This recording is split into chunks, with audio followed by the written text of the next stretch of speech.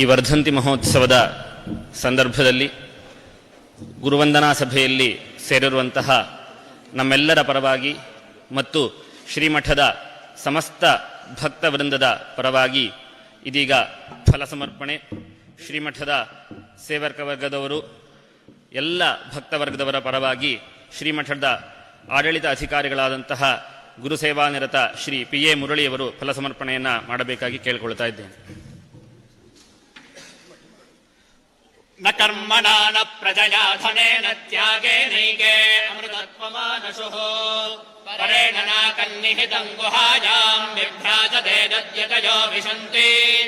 ವೇದಾಂತ ವಿಜ್ಞಾನ ಸುನಿಶ್ಚಿತಾರ್ಥಾಃ ಸನ್ಯಾಸಯೋಗಾದ್ಯತಯಃ ಶುದ್ಧಸತ್ವಾಃ ते ब्रह्मलोके तु परान्तकाले परामृतात् परिमुच्यन्ति सर्वे दह्रम् विपापम् परमेष्वभूतै यत्पुण्डरीकम् पुरमध्यसर्गस्थम्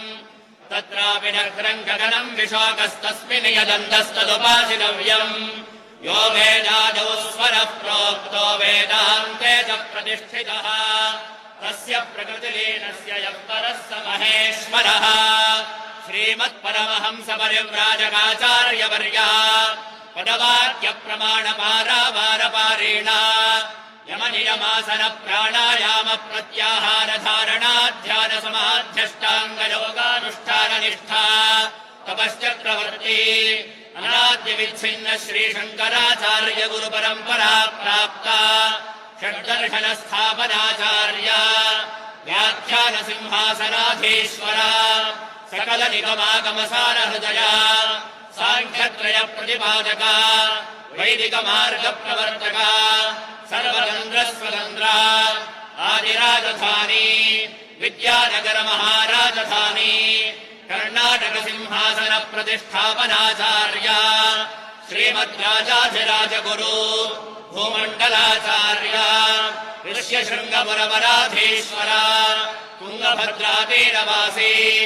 श्रीमद्विद्याशंकर पादपद्माराधका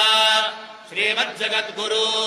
श्रीमदभिनव विद्यातीर्थ महास्वामी गुरुकर कमल संजाता श्रीमज्जगद्गुरु श्री भारती तीर्थ महास्वामिना तत्कर कमल संजाता श्रीमज्जगद्गुरु श्री विधुशेखर भारती महास्वामिनांच चरणारविन्दयोः साष्टांग प्रणामान् समर्पयामः।